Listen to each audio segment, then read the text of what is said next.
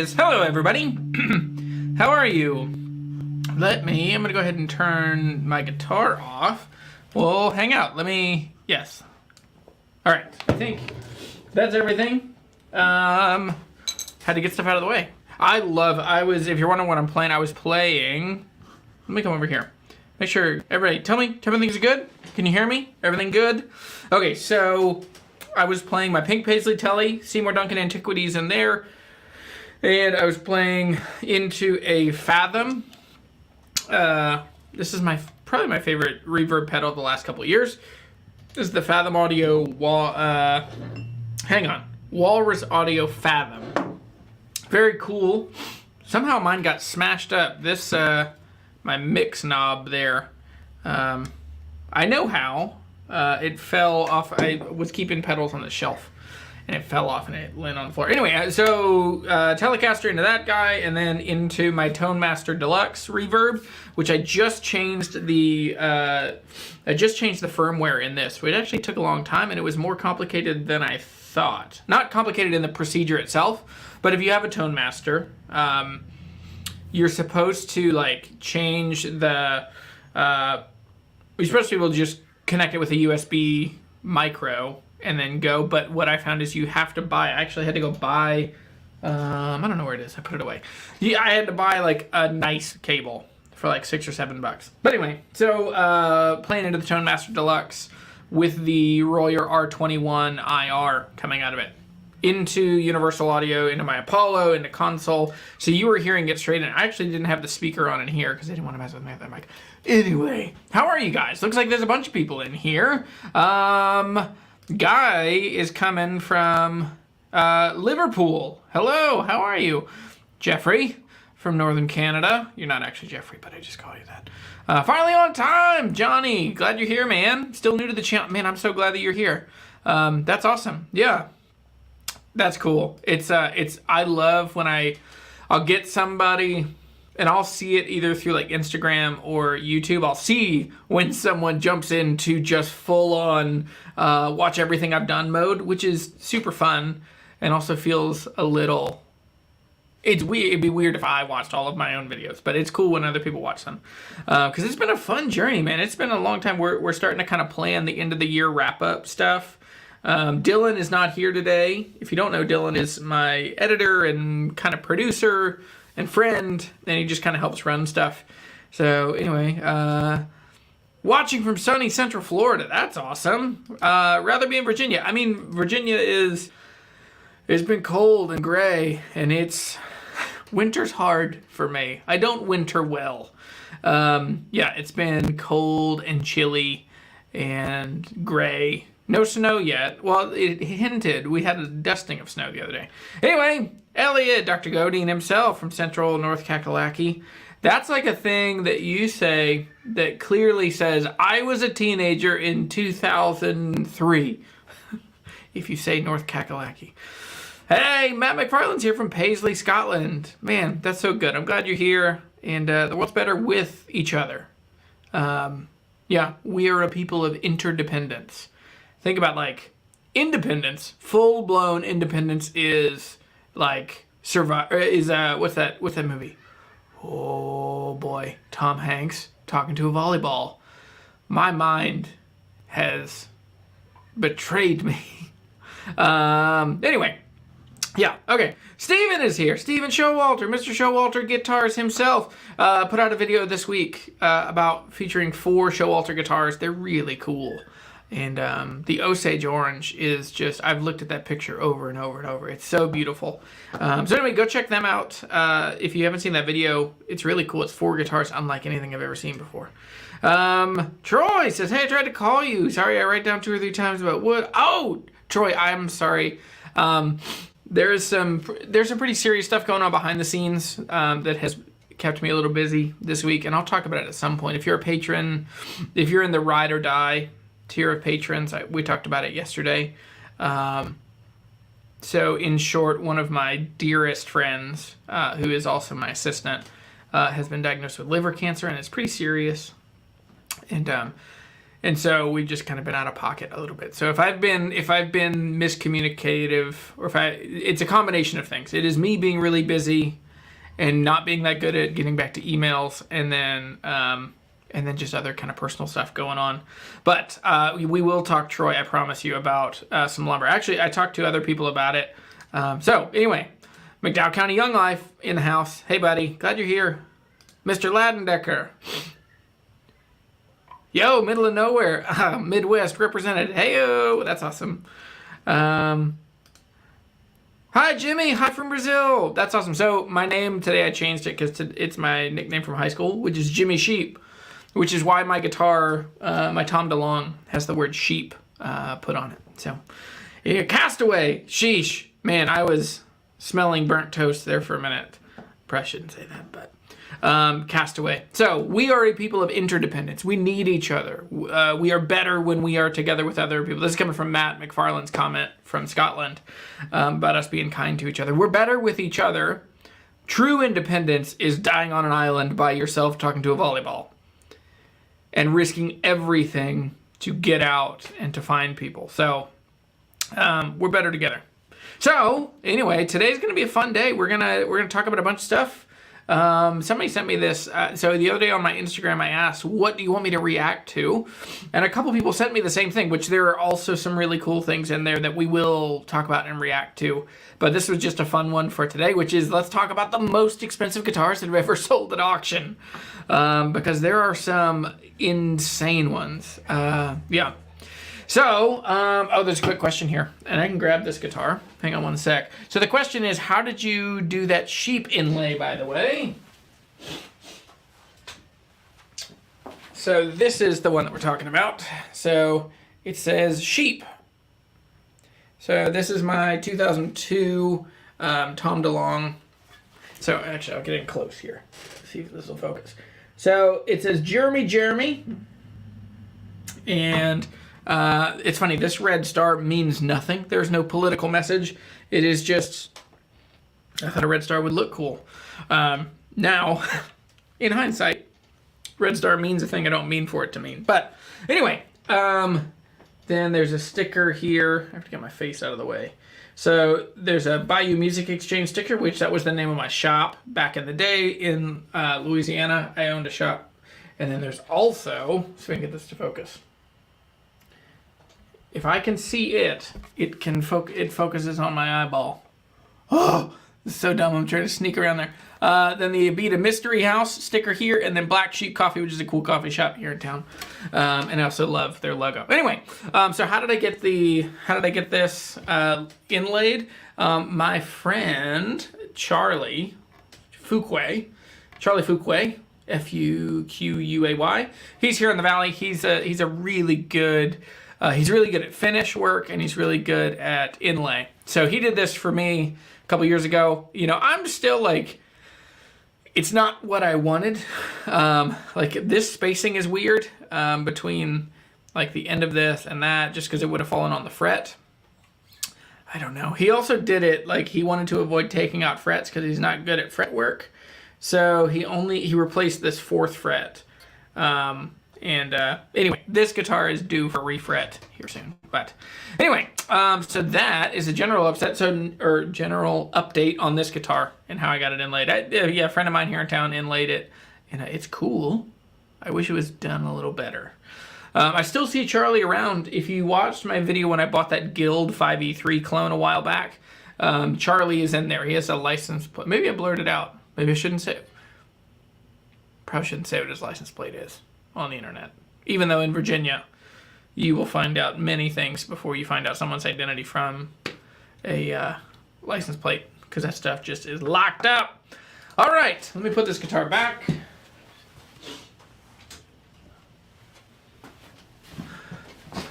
But yeah, hey, before we get in, I want to ask you guys a question. One, how are you? How's your mom and them? And then the other one is just...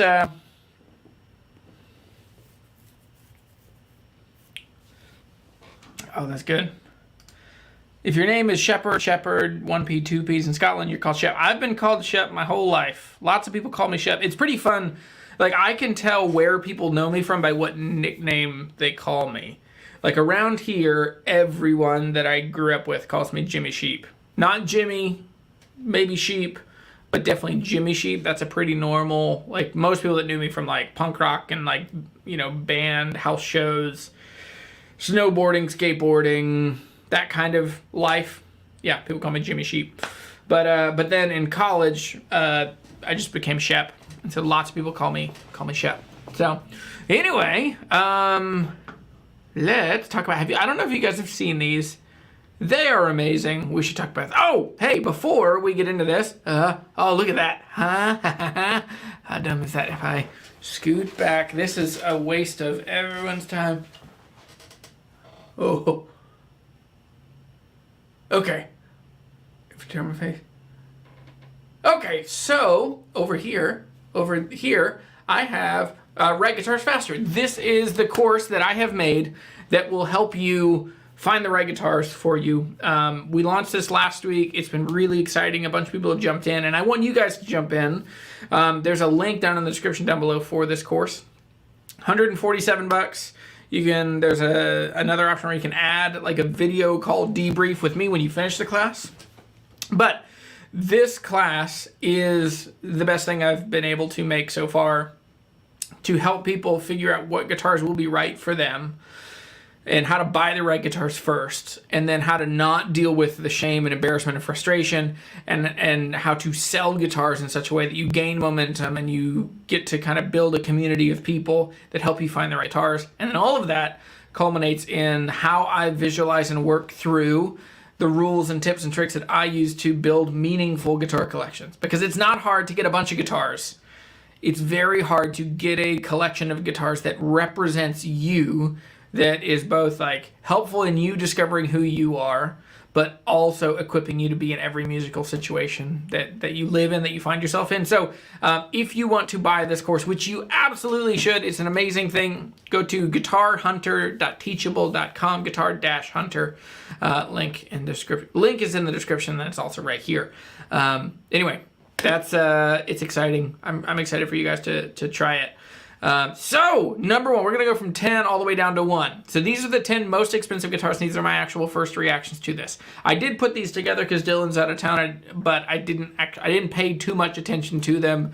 And there's some of them that I'm sure that you guys will know a lot more about, that not just guys, you guys and gals, will know about, that I don't know about. So, anyway, here we go. Number 10, Eric Clapton's Blackie. This is one that was really, everyone talked about this. This was my, senior year of high school. Or maybe junior year of high school. But this one sold for what everyone thought at that time was just an insane amount of money, which was $959,000. So Blackie is a combination of a 56 and a 57 Strat, and there's a bunch of parts that have been swapped. There's a big burn on the headstock. Because Clapton would put cigarettes in there and then they would burn down while he's like shredding solos. This isn't the Cream era because that was a 335, but this is what was the band that he was in early on. I don't know Clapton that well, so what do you think? Patrick's saying, prior to calling yourself Guitar Hunter, did you consider the Guitar Hunter? Did you consider the Guitar Hunter, the Guitar Shepherd? That's funny, I didn't. Yeah. I don't know. So my brother-in-law, I've talked about this a little bit. Let me turn this off and I'll So my brother-in-law is Donald Miller, who owns Story Brand. He wrote a bunch of books in the 2000s in the Christian world. Blue Like Jazz, A Million Miles in 1,000 Years, Scary Close.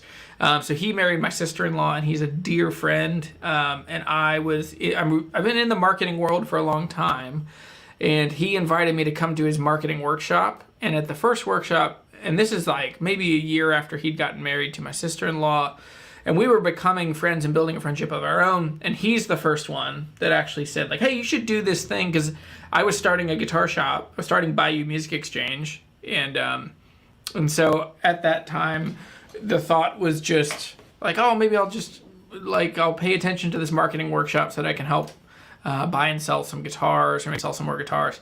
And I hadn't really thought too much about building my own brand and being a person in the thing and talking to a camera, because that just felt, I mean, believe it or not, it feels very vain to talk to a camera and to present yourself as an expert in a thing. But he was like, you should like make YouTube videos and an Instagram page and just like, you're like Jeremy the guitar guy, Jeremy the guitar chaser, Jeremy the guitar hunter. And Jeremy the guitar hunter, my friend Wes, who's sometimes on these live chats and he's on my Instagram a lot. Wes was there. He's a marketer. He's brilliant. And he kind of, like, that resonated with him too. So it just kind of stuck. It was just a nickname that stuck and worked. So yeah, that's how I kind of became the guitar hunter. And so anyway, let's go back. Yes, so it's the Yardbirds was over here. So the Yardbirds was the band. And so this guitar is pretty synonymous with that kind of season of Clapton's life. It's a very cool guitar. It's very iconic. It also is like, it's pretty subtle and subdued. Is it worth $959,000? Absolutely not. No possible way. But I get it. I get that it's cool and important and iconic. And I mean, Clapton changed music. And one of the threads that you'll find as we go through this, I don't care that much for guitar celebrity. I don't care that much for celebrity in general. I think the people are people. And sometimes the best gets brought out of people when lots of people get pay attention to the same thing at the same time or to a person at the same time.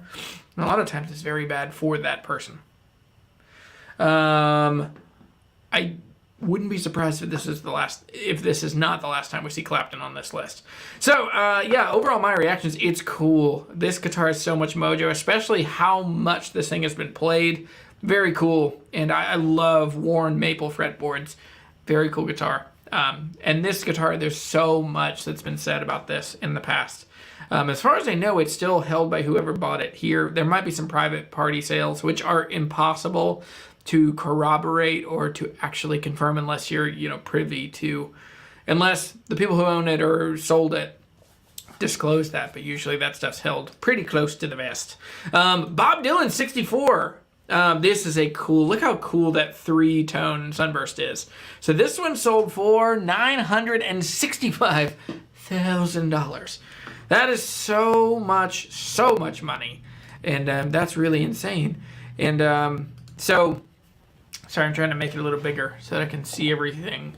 $965,000 for a 3-tone sunburst. Now this Strat has a really interesting story because I believe, I could be wrong, but I'm pretty sure that this is the guitar, the first electric guitar when Dylan went electric. And he played this at the Newport Festival, right? The Newport Folk Festival. And then the story is he either left it in his hotel or he left it on the plane. Maybe he left it at the hotel. So he only ever really played it for a couple shows. He got it for that show and then he played it there. And then it stayed and it was just like rediscovered in 2011 or 2012. It was kind of new life was breathed into it. And then one of the first people to play it was Jason Isbell. There's an amazing video of him playing this guitar right before it went to auction. So that must, if this sold in 2013, it must be in there somewhere. Yes, the Newport Folk Festival. And this is a brilliant question, Elliot. Elliot says, I'd be interested to see the list of non-memorabilia top prices on guitars. Let's talk about that at the end. That's a good one. Yes, the Helicopter Pilot had it. So this one spent a lot of time. I mean, it was only with Dylan a couple days, which is interesting because you start figuring out, like, and we'll pick this apart at the end, like, what are these guitars worth without the celebrity connection? And then we'll kind of see, like, the thread that binds all of these together. But overall, like, a minty clean, that's the thing that Jason Isbell talked about when he played this, is that, and I felt the same way. Oh, man, as we haven't talked about this, but as I've watched some of the Get Back, the new documentary, the Peter Jackson, Beatles, them like working in the warehouse writing and recording a bunch of new songs. I kept telling my wife, I was like, oh my gosh, that's what those things looked like when they were new. Like I have seen a ton of 65, 66, 67 deluxe reverbs. I've seen a bunch of super reverbs. I've seen a bunch of rare color, that's maybe not. I've seen a bunch of sunburst strats. I've seen a bunch of 50s maple strats. But I never saw them new. When I saw them, they were like checked up and worn out and old. And so the thing that Jason Isbell talks about with this one is that by the time he gets it, it's just like, it's a time capsule. It looks new. And some of that is really cool. Like if you've ever bought the experience of buying for the first time a Fender American Vintage reissue, or any of the reissue kind of guitars. Gibson does this too. They reproduce like the cable and the ashtray cover. Like this one has the little ashtray cover. It's a cool experience, and you should definitely, if you have the chance and the means, you should do it for sure. Yeah. Yeah. So yeah, this one is just like a time capsule. So that's where it's super cool, because the other thing is, and I don't know these as well, but I think it was in 66, 65, they changed the red in the three-tone sunburst to be non-UV reactive. I was just reading about this. It's inside the house. I was reading it before bed last night. The new, I'll have to get it. It's what's the Guitar Player magazine? Might be Guitar Player. But anyway, they talk about how they changed that color. So anyway, the red is not faded in this one, but it's still a 64. So that's cool and unique. Very cool. It's also, I mean, it's interesting to me. I don't have a horse in the race of like, Dylan went electric and ruined his career and whatever. And like, people get so fired up about you either like him electric or you like him. I feel strongly with Neil Young, or with Neil Young. I prefer the acoustic stuff. I prefer, well, not even the acoustic stuff, but I just prefer the before Crazy Horse stuff. That's a spicy opinion. But overall, man, I think this is cool. I think it's $930,000 too expensive. The next one, number 8, David Gilmour's Martin D35.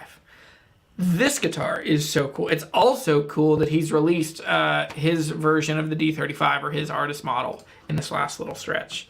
Yeah. Dutch Pete is here from the Netherlands. Hey. Who else is here? Is Jose here? He may be here. Thanks so much to my patrons. I have been slacking on my patron shout-outs, but all of my ride or die, which is Adam, Andy, Craig, Tom, who else is in there? Jose. I said Andy. I said Adam. I mean, they have been just faithful, wonderful supporters for so long. And Dutch Pete is awesome and just great. So waiting on Insta for this to start. Whoops. I'm sorry. But yeah. So David Gilmour's D35. Now this is such a cool guitar. D35s are cool. And one of the things is, it doesn't say what year this is. Can somebody look that up? What year was this? The D35. Because the D35s have a really cool history to them, which is they don't have much history. And that's what, for Martin, this was the first guitar that was able to break them out of the rut that they were in and they still kind of live in, which is the rut of everyone wants an 18 or a 28 and they want it to be vintage spec and they don't want people to change it. They don't want anything new. And if anything is new, it needs to be old. You know, like the newest updates to the Martins in the last 10 years have been, hey, there he is. Jose, thank you so much, man. I'm glad you're here. So yeah, the D35. Jansen, how have you not played a D35? We gotta fix that. D35s are awesome. So, yeah, it's interesting that the most important thing that Martin has done in the last 10 years with their acoustic guitars is like, we've refreshed them, we've reimagined them, and by reimagining them, they go to the vintage nut width, they go to the vintage tone, or they go to the vintage logo, they go to open gear vintage tuners. So like the newest thing they can do is actually going back behind them, which is kind of, I mean, Apple does the same thing. Apple always does this, like, we're moving forward, and this always gets Rhett Shull's dander up, is we're going forward to MagSafe. I'm like, no, MagSafe was back behind you. You went to USB-C to power your computers. And so, anyway, for them, everything is moving forward even when it's going backwards. But the D35 is awesome. It's woofy. It's a much more folky sounding guitar than a D18 or a D28. Those are like loud and proud and big and out front, and a D35 is much more kind of thoughtful and subdued and a little more gentle.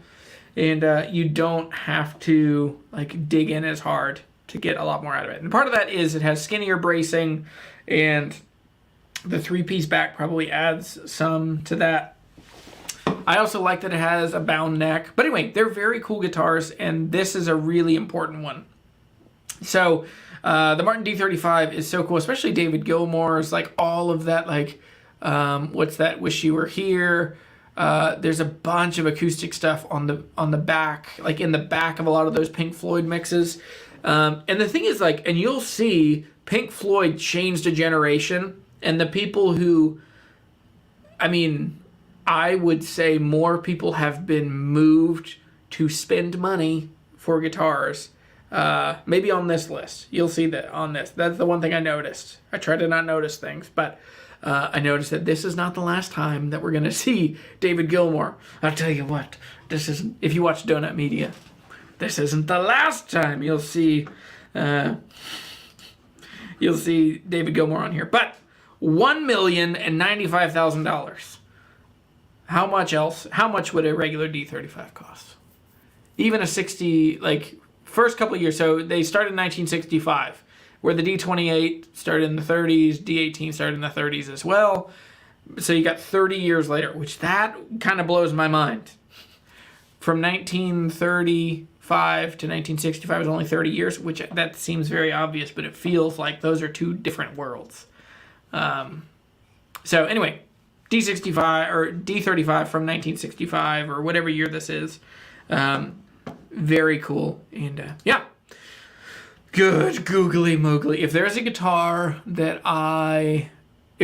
on this list that I am drawn to, that feel this just magnetic thing in my heart and soul, it is Gold Tops. Especially a 57 Les Paul Custom, which to me, this is my favorite spec of PAF. These are these are PAF guitars, 58, 59, 60. Even though people want a burst, they don't want a gold top. I think gold tops are so cool. I especially love all gold, which I don't think this one is all gold. But yeah. So, so gold top, nickel covers, no pick guard.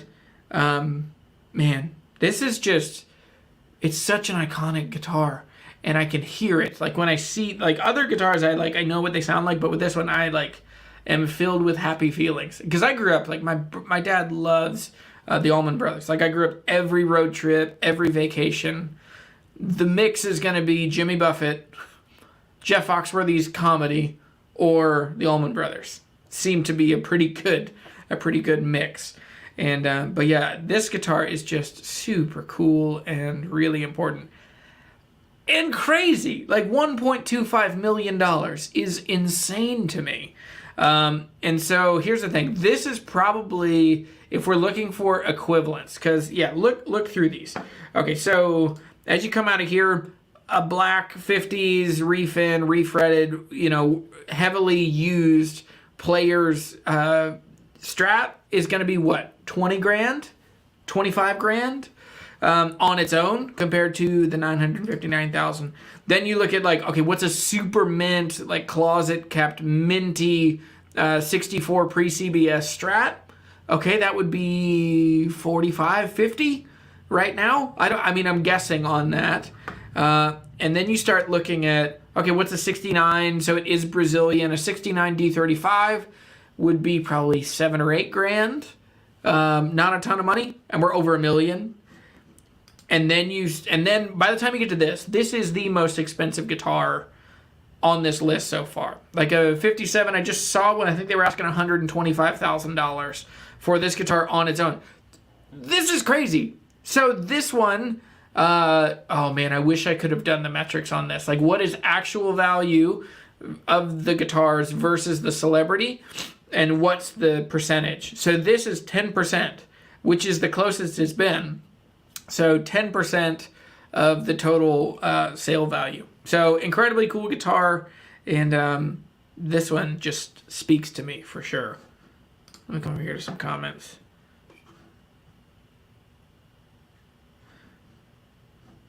Yes. Evan says gold tops are so red. Evan, how's your YouTube channel going? People, go check out Evan. I watched one of your videos last week, and I'm excited. I feel like more people need to make YouTube channels. Guy says, I always prefer a gold top to a burst, faded or otherwise. Me too. There are some. I really, really don't like red in the finishes in a burst. So to me, it's like a lemon burst is my favorite behind a gold top. Like a gold top is just cool and it needs to be over the top. So Evan says, I find it kind of crazy that super vintage, well-kept amps are around the $5,000 range, when you could argue the amp is where the majority of the tone and sound actually lives. That's a good take. That's wise. I'm with you.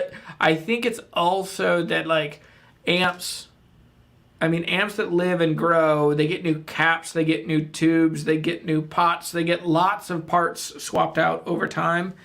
And so I think it can be tricky for sure. Evan says, all right, I'm going to film this week and it's hard to find between work and gig. Yep. I've been there. Yeah. So, yep. All right, let's keep moving.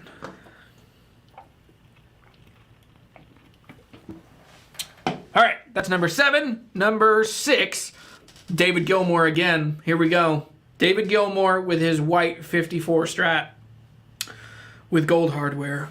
Holy cow. I gotta get close. I gotta look at this one. Man, that is so cool. Does not have a shorter trim arm like the other one. Does have white covers like his. Like another one that will probably be on this list. But yeah, this is a photo from Christie's. And also has a cigarette burn. That's an interesting shift now. There are 2 things that are interesting to me about the cigarette burns. One, if smoking is no longer cool. And if you're smoking now, I don't know what club or bar you get to play in where you get to smoke a cigarette. The other one is with poly finishes. They react to burning very differently.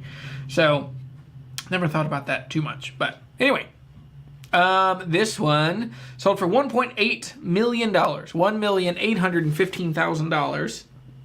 And 54 is first year of production, which they didn't make white. So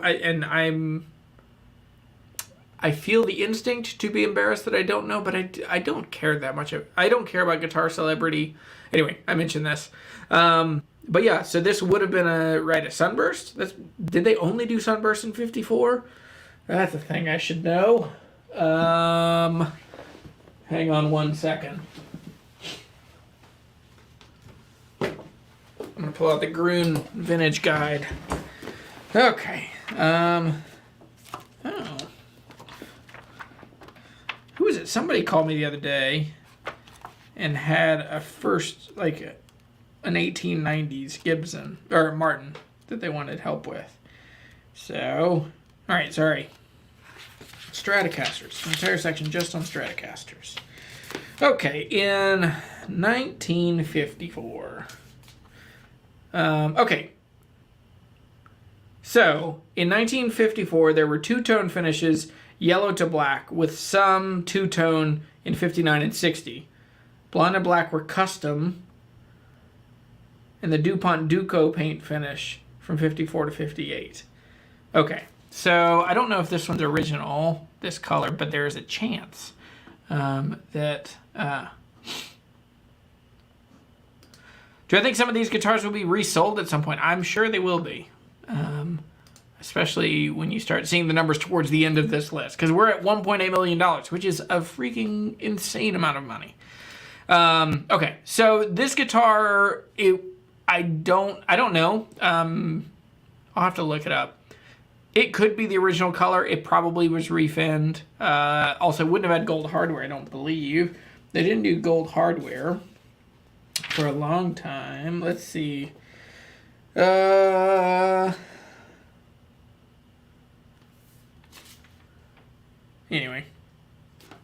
If you don't have these are linked down below. These are amazingly helpful. This is the Gruen's Guide to Vintage Guitars, which actually was made by George Gruen and Walter Carter, and who runs Carter Vintage Guitars. And this is an amazing piece of work that will save you a ton of money, and they're only like what, 20 bucks or something. $22.95 is what this says, but who knows? Anyway, this is a cool Strat. I like maple necks. It's interesting that there's a lot of Strats on this list, and this is what there's more maple. Anyway, but I have a hunch that this is not the last time that we'll see David Gilmour on this list. All right, let me come over here. What's this comment? Jansen's with me on celebrity guitars. Like, I think it's two different things. Like, do you love pop culture? Do you love people, like celebrity and fame? Or do you like music? I think they're two different things. And for me, like, I love guitars, and I don't play guitar for other people. That's the other thing. I was reading a magazine the other day, and I just felt like in my gut, like, I don't play guitar to sound like other artists. That's just not me. I want to sound like myself. And like, there are certainly musicians that I share a ton of, like it's strange. Like, if I looked at who do I see playing and I think, oh, that's the most like my style. Right now it's Colin Hay, probably, just because of his Dadged stuff. Like, I think we just have a really similar vibe, and kind of a similar voice. But anyway, where are we? We were here. And now, bada bing, bada boom, Jerry Garcia has made an appointment, has made an appearance. Jerry Garcia is the Wolf. Now, this is a really cool guitar. This is, I mean, let's be honest, this is the most interesting guitar so far as unique, because there's so much that this can do. Now, wasn't this guitar, I believe that old John Mayer played this one when he played with Dead and Company a couple years ago. So with this, it is a maple top. Looks like it looks like a maple top, and it's got other maple stripe in the middle, and then probably 2 walnut and another piece of maple in the middle. Has a big plate. There's 2 humbuckers and a single coil there in the middle. I would bet that this guitar was just super customized. It has to be, and I'm very thankful that I know very little about this guitar. But it seems like probably that's why that plate was put there. If you've ever seen the original Les Paul, like the studio, whatever the one that he had, that it's like completely been routed out and chopped up, and there's now like a not plexi, but there's like a piece of plastic over it. But anyway, Jerry Garcia's Wolf. Very cool. I believe this was made by BC Rich, right? Or who made this? Or this is somebody else.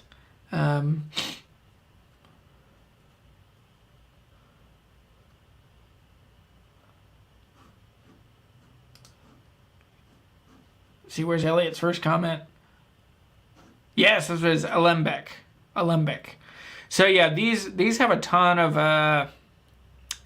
shared mojo with the BC Riches of that time. Which the BC Riches, I always think of them as like cheesy metal, like heavy hard rock stuff. But anyway, but this is a very cool guitar, super customizable. Elliot says, and there's lots of effect loops, and I believe all the little switches. I also said Lil. I don't know.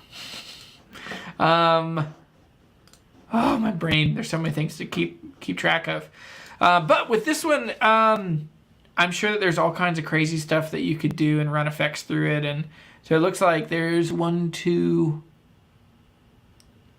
volume, tone, volume, tone, something like that. There's also multiple inputs. There's some dip switches. There's a 5-way switch. There's a 3-way switch, I think, in the back. Sorry, I'm getting very close to look at this. Eagle, I guess yeah. Lots of cool inlays. I didn't get really into Grateful Dead, other than like Casey Jones riding that train high on cocaine. But I have a cold, or a little bit of cold. I don't know why I sniffed at the time I said cocaine.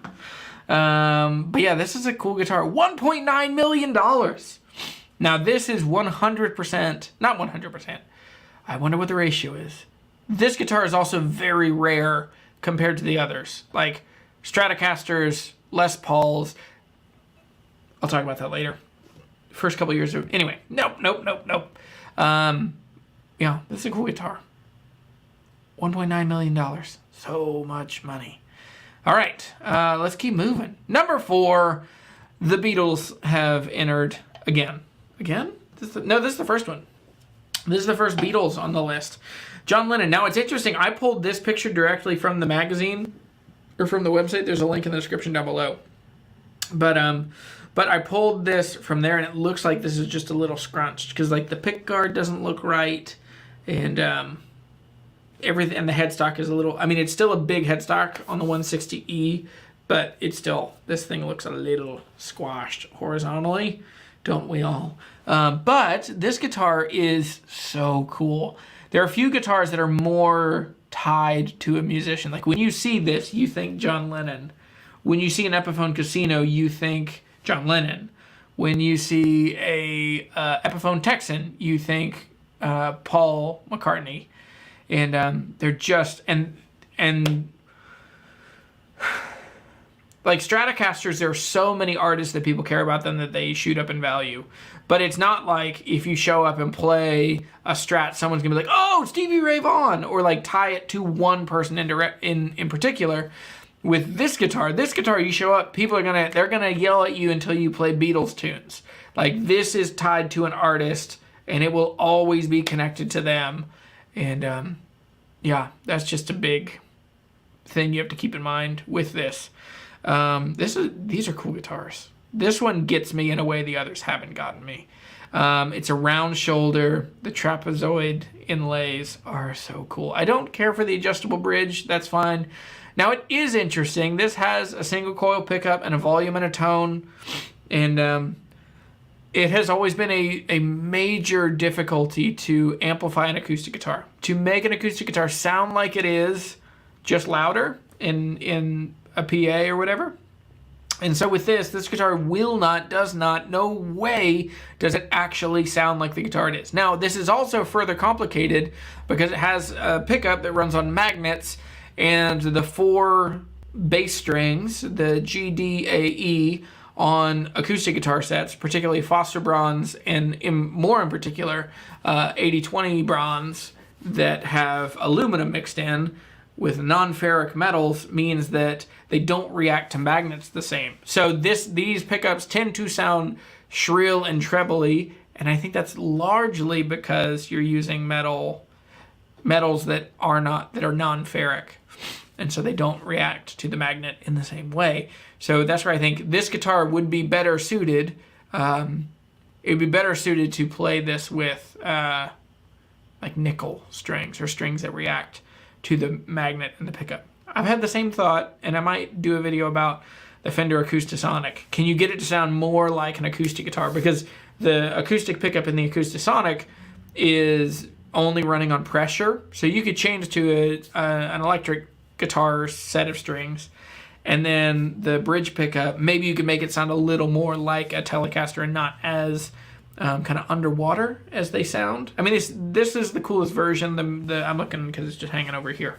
But anyway, what do you guys think about John Lennon's J160E? John P. Hey, buddy. Note the 15. Oh, wow. I missed that. That's awesome. Hang on, I gotta come back over here. So this is back on the Wolf. Is that what you said? The 15th fret? Or is that on this? Oh! Elliot, you've changed my life, man. I didn't know. Okay, that's crazy. So there's an extra fret there. There's an extra fret on this guitar. I never knew that. That's amazing. Okay. Elliot, you have blown my mind today. That is so crazy. Okay. Because I thought it was just like squashed or weird. It's the, okay, the Lennon. Man, that is crazy. Okay. So in case you don't know, acoustic guitars usually join the body at the 14th fret. On 12th fret guitars, they go at the 12th fret, which is the octave. Usually that's paired with a slot headstock. Occasionally, not occasionally, in very rare situations, you'll get guitars that join at the 13th fret, like the Nick Lucas from Gibson in the 1930s, and then more recently, some of the more bougie, high-end acoustic guitars, like my Paget Model 1, joined at the 13th fret. Where that becomes a problem, like on this guitar where it would be a problem, is if you, like, I know that I'm at the 12th fret when my hand hits and then my middle finger, I know that relationship, boom, hit the body, I'm at the octave. When I play my Paget, I always, like I always go up because I hit and I'm at the 13th fret when my hand hits the body, not the 12th. So with this, yeah, with this, it would be interesting. Yeah. Max! Hey, buddy. Glad you're here. So it's really interesting that this thing's a 15 fret. So I wonder what's the scale length on this one? Anyway, $2.4 million. We're getting to where this is both a really unusual guitar, very specific specs, and also it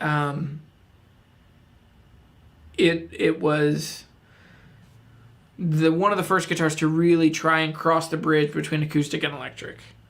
And there's another one in mind. I haven't seen it on this list yet, but I have a hunch that it's going to show up again. But I don't think, I would also be surprised if this isn't the last, if this is not the last Beatles guitar that we see. So apparently the Epiphone reissue does these as well. That's cool. I'm curious. I'll have to check out what the scale length is on them. But yeah, cool guitar.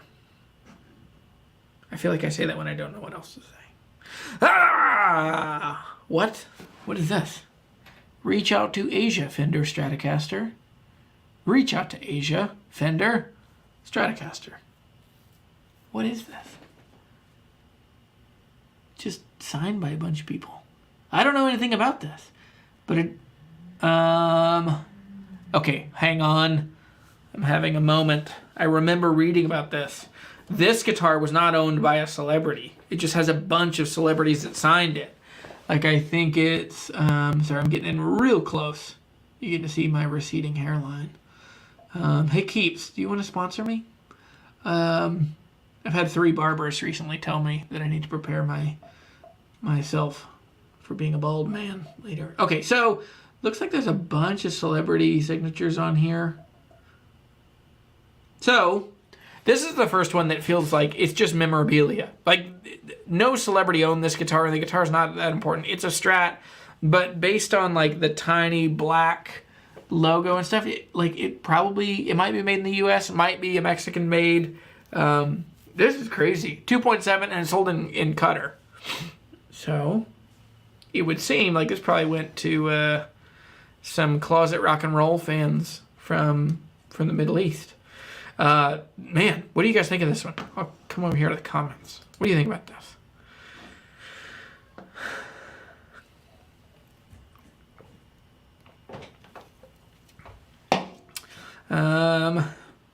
Okay, this was a charity for the Asia tsunami. That makes a ton of sense.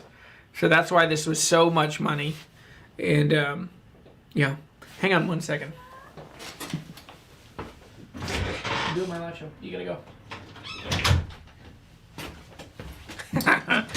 Kids knocking on the door. Okay, so this is for tsunami relief. So this went to a charity, which a lot of these probably sold and proceeds went to charity. And so that's good. And especially, yeah, that's pretty awesome. And, yeah. Someone went to charity, and the Gilmour guitars, Gilmour guitars went to charity as well, which is a good thing. So this is interesting. I mean, this one it's in this list, but it's not playing by the same rules. Because this one is even more, like, if this is just like a Mexican Strat, or even an American Strat, like it's 80s or 90s. Well, yeah, hang on. I feel like this has to be a Mexican with the black truss rod route. I don't know. So, anyway, man, with this one's interesting. This one does not much for me. But with the cause, like this is the first one that I'm like, I get it, and I'm glad it sold for that amount. That's an interesting difference.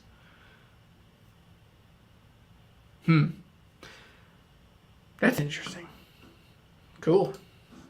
So, yeah, so this one definitely served a direct purpose to give relief and money and release, or relief and support. So, that's good. I'm glad. All right, number 3. We're coming down to number 2 right now. Number 2, I knew it. I had a hunch. Wait, what is number 1? If this is... Okay.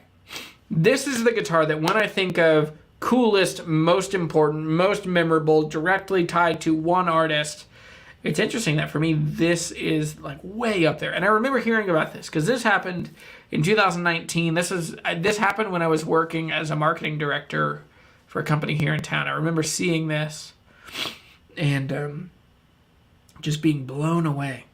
So this was sold for charity, but it is really crazy because David Gilmour is still around and he's still playing.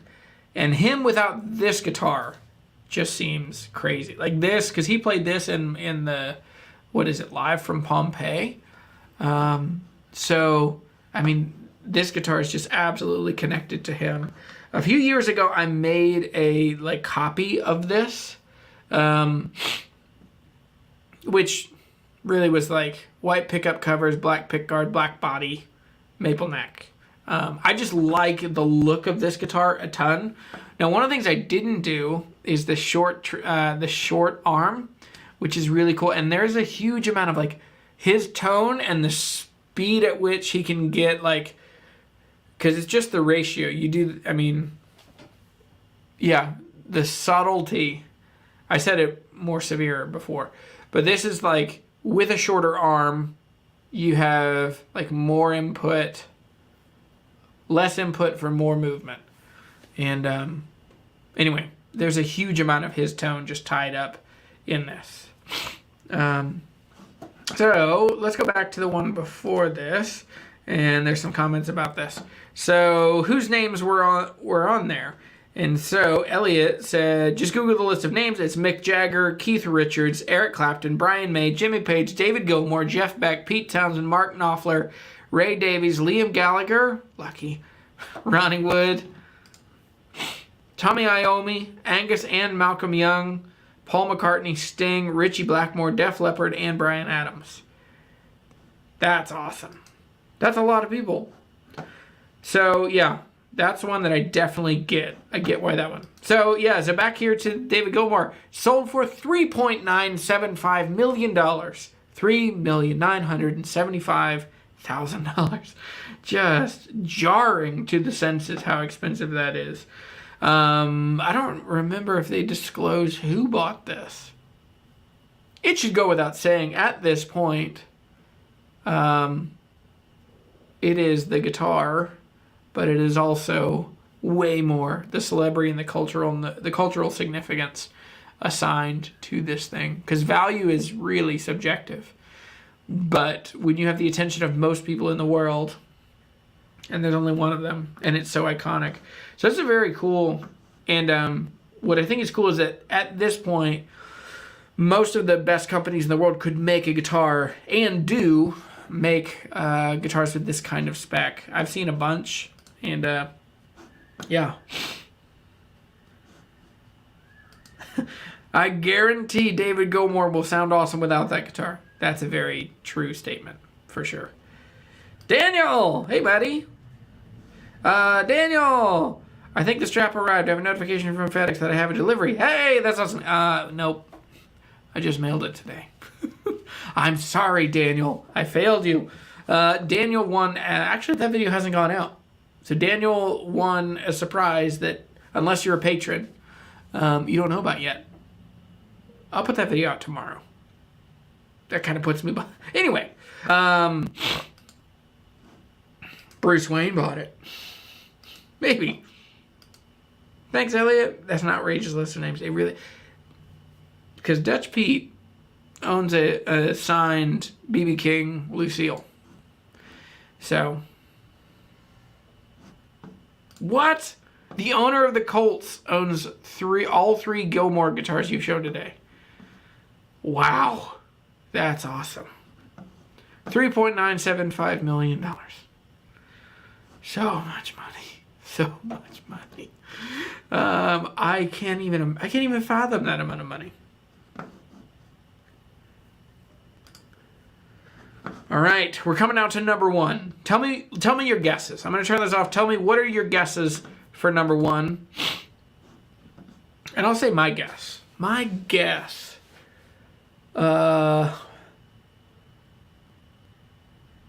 haven't seen anything from like Angus Young, his SG.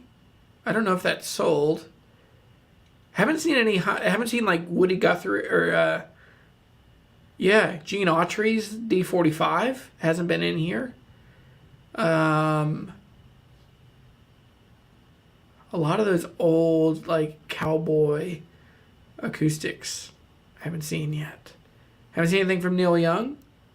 He hasn't sold. He still has his Falcon and his Les Paul. Because he's got a 54 black Les Paul with a P90 and a staple in the neck. Yeah, what do you guys think? Willie Nelson's Trigger will never be on this list. Teen Spirit Band, yes. Yeah, John Prine. Yeah, John Prine's 28. Jimi Hendrix. What is it? Yeah, so that one did sell, but it was Private Party. And it sold in the 90s. No, who was it? It's in that article. Yeah, nothing from Hendrix in this list. But that's what I would guess. So maybe that is. Garcia's Tiger. That's true. Haven't seen that either.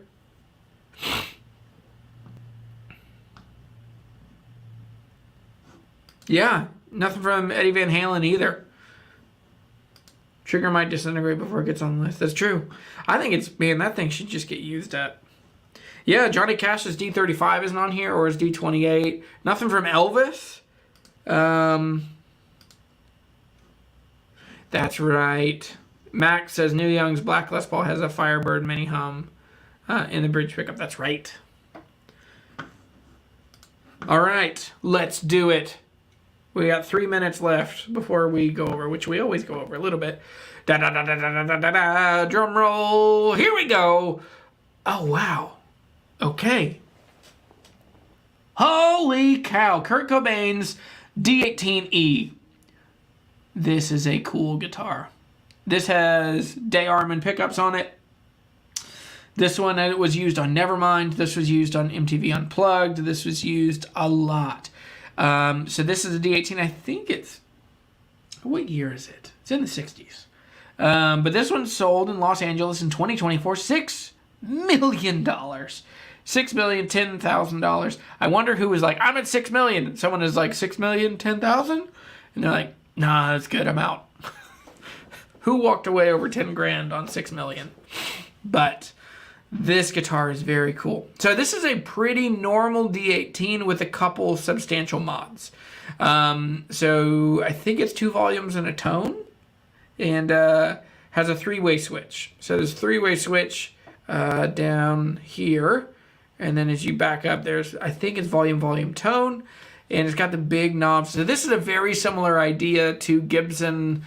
Because acoustic guitar companies are just trying to figure out, how do we get guitars amplified? How do we get guitars in front of a bunch of people that they can hear them instead of microphones? And so they were trying to do pickups, and they figured like, oh, just put electric guitar pickups on an acoustic guitar, which kill the sound of the guitar acoustically. Like, these don't sound very good because they just have so much mass, they don't ring that much. But other than that, it's a pretty normal D18. This is a cool one. What do you guys think about this one? The unplugged guitar. Nobody guessed that. Bro, $6 million. Yep, $6 freaking million. Yep. Cobain! Yeah, Hank's guitar. This old guitar. Wow, really? Yes. Dude, this is crazy. $6 million? Yeah. Yeah. I'd rip my arm off just for a regular 18E. Yeah. Same guy spent... Wow. Okay. Buddy, you're coming in at the final moments. It's what, $23 million worth of guitars we just talked about.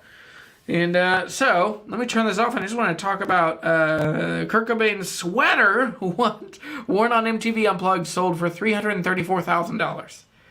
That is insane. Yeah. So do the math. I mean, I think the closest percentage-wise of like what the guitar by itself is worth versus what it sold for was Duane Allman's 57 gold top. Cool, let me turn this off. Yeah, so what threads do you see? When you think about all 10 of these guitars, what threads do you see? What lessons do you take away from it? For me, I think that nostalgia is the most expensive thing on the market. I think that a thing that reminds you of time gone past is just, yeah, that's the biggest thing. Hot take, I don't get the Cobain craze. That's how I feel about, like, I used to get picked on so much in the guitar shop because I just don't care about Jimi Hendrix. I don't care about most old, like, yeah, the super shreddy things. But yeah, Kurt Cobain, it's interesting because he was kind of the anti-guitar hero. Like, he wasn't an amazing player. He was a great songwriter, and I think that's what's interesting. A lot of these, we didn't see as many virtuoso players as I would have thought. But yeah. Charity, people with money. That's true. A lot, yeah, that's a thread that definitely runs through these. Daniel says, not the era of the D18E, but the modern deluxe ones. Got one for that. Used the Martin Owners Facebook group. That's true. That's a great place to find them. I would also say don't get a D18E. Buy a D18 and put a pickup in it that you like. Because when you get the E designation on a lot of Martins in particular, you get committed to usually like a Fishman system, which if you like Fishman, that's fine. That's great. A lot of people do. But usually it means like the preamp's a little different and the hole in the back of the guitar is a little different and there's a different hole in the side of the guitar. And so you just get to where it hems you in a bit.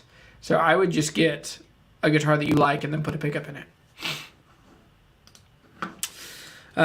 Yeah. So I think nostalgia is the most expensive thing on the market. I think that as you look at all of these guitars, the ratio of virtuosic players versus just normal or like more normal players is interesting. There are definitely some great players on here, but there are definitely players that are not on there. And that's what's so interesting to me. I think that there are a few bands. I was surprised that Paul McCartney didn't make an appearance on this list. His Beatle bass, maybe that just would have been either it hasn't been sold or it just didn't hit enough of the guitar culture because that's bass culture. That was interesting to see for sure. And need a 50s one. Okay, that makes sense. Yeah, then you're kind of stuck. But yeah, man, I think wonder what other threads as I think through this. I don't know. This is interesting. I think a whole other conversation, this is what Elliot said earlier, which is what are the most expensive guitars not attached to, what are the most expensive guitars not attached to celebrity? Also, some of these, because most of us could own at least guitars that are very similar in specs to a lot of these for a couple $1,000s. Like, you could find a guitar that matches all of these specs or most of these specs within a couple grand. So that begs the question of like, well, there's something adding value to this that is not what the guitar actually is. It is what the guitar means to people. It is the essence. And that's the whole thing is like, to spend this much money on this guitar, you're probably buying into a philosophy that you probably don't know that you are. The idea of essentialism, that a thing has an essence. Like, you have, you could go to like a pawn shop and buy an old, like, cranked up pocket watch for not a ton of money, $50 maybe. Compare that to if someone told you this pocket watch belonged to Abraham Lincoln, all of a sudden it seems very expensive because there's something in our psyche, and maybe this is more Elliot's world, but just thinking about, like, stuff doesn't carry an essence with it. Or does it? I don't know. There's room to believe whatever you want to believe in there. So anyway, McCartney hasn't sold his bass. I didn't think he had. Paul still has all of his instruments. That just means he's waiting for everybody else to. No, I mean, I think he still plays a ton, or the person pretending to be Paul McCartney still plays. You guys buy that? I don't know. Louise says, what do you think about Duesenberg guitars? I think they look amazing. I think they look amazing too. They play really well too. Now, I will say, people who I know and trust have said that Duesenbergs are made in Korea and then they are assembled or put together in Germany. I believe that to be true. If you mention that on Instagram, the Duesenberg account will message you and tell you that's not true very quickly. I don't know. But I've seen pictures from people who have guitars built in the Middle East. Middle East? Far East? Probably shouldn't say that either. In Southeast Asia, in Korea, in Indonesia. So, yeah. Thread. We have fabulous music connections to these guitars. Life-fulfilling music that has reached millions. Absolutely. I think so, too. I think that... Because all of these guitars, man, like, think about how many people have listened to Pink Floyd and have felt connected and deep emotions. I mean, they're still, like, I watched Eternals the other night, and they're still, like, Pink Floyd is still being used to represent, like, just big moments and feelings in the world. Dutch Pete says... Are there guitars still owned by the artist that will become more valuable than Cobain's once they become available? I think so. Paul McCartney, for sure. I think Neil Young is up there. It's interesting. Were there any female-owned guitars in that list? I don't believe there were. If you think about, like, Joni Mitchell or... Who else? Sorry, my nose is pretty stuffy. Man. Sir Paul is the real Paul. That's true. He's not the less Paul, the lesser Paul. Some Tom Petty guitars. That's a good point, too. Evan, one was at Norm's recently. That's awesome. Yes, I think that's a great way to end this. I think that there are great guitars that are coming up. And so, anyway, cool. Well, guys, this was this was a little different than what we normally do. I love these kind of like reacting, because it just kind of opens up some of how I think about guitars, and then it always leads to really cool conversations. So, the best thing that I would love for you guys to do is for you to check out Write Guitars Faster. I know this is going to be my soapbox for a while, because this is a thing that is going to help, like, because I get asked questions every single day about how do I know if this guitar is right for me, or how do I sell this guitar? How do you get the most money back out of a guitar? Or should I buy this guitar or this guitar? If you are trying to figure out how to buy the right guitars, sell the wrong guitars, or build a meaningful guitar collection, get to where you have a couple guitars that just represent you really well, this is the best thing. And how do I point to this? Why is this so hard? Oh, it's so hard. But check out Write Guitars Faster. The link is right here. I'll put it up one more time. It is guitar-hunter at guitar-hunter.teachable.com.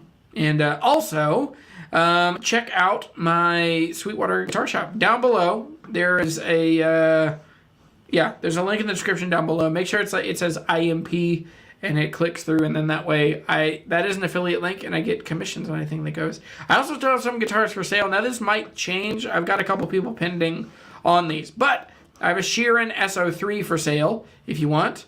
And these are all, I will cover shipping if you are in the U.S., and I will also swag these. So that means I will send you the guitar, I'll cover shipping, I'll cover all that stuff. In addition, I'll let you pick if you want a hat, or a shirt, or a bag of coffee. Whatever you want, I will give you if you will buy one of these guitars. Because buying these guitars, that's how I take care of my family. So anyway, I'll come back over to the comments. I will do 5 minutes of Q&A. Questions, answers. Let me know what you want to know. Check their feed in the last few weeks. I think most great guitars will end up in museums.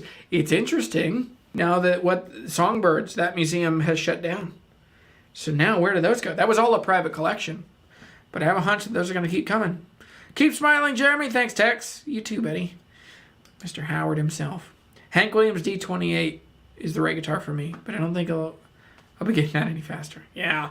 I want a Gene Autry spec D45, which I think they're like 25 grand, even for the reissues. So, anyway, Jeff, there's 3 feet of snow here. Crazy. Sam in Belgium. Hey, buddy. Cool. I bet EVH's Frankenstrat will go for a bit. We'll go for a lot. All right. Any other questions, comments, slanderous remarks? Joshua! Josh loves bluegrass. Hey, I like that picture. I took that picture. It's true that Hank Williams D18 in the 1940s is now owned by Neil Young, right? Yes. Neil Young has written a bunch of songs about it, and he's talked about it. He has a song called This Old Guitar. And he says it's not his. It's just his for a while. And I have a hunch that he might give that away. I don't know. I would hope that he would give that away. But, yeah. Neil Young owns one of Hank Williams' D18s. Yeah. So, cool. All right, everybody. Hope you have a great weekend. Hope you get ready for Christmas. If you need help with Christmas shopping, I do have some links in the description down below. And I think we're going to do a video, try and crank it out early next week. But anyway, I am very thankful for each and every one of you. I hope you have a great weekend. And thanks for hanging out on a Friday afternoon. I will see you all later. Have fun. Bye.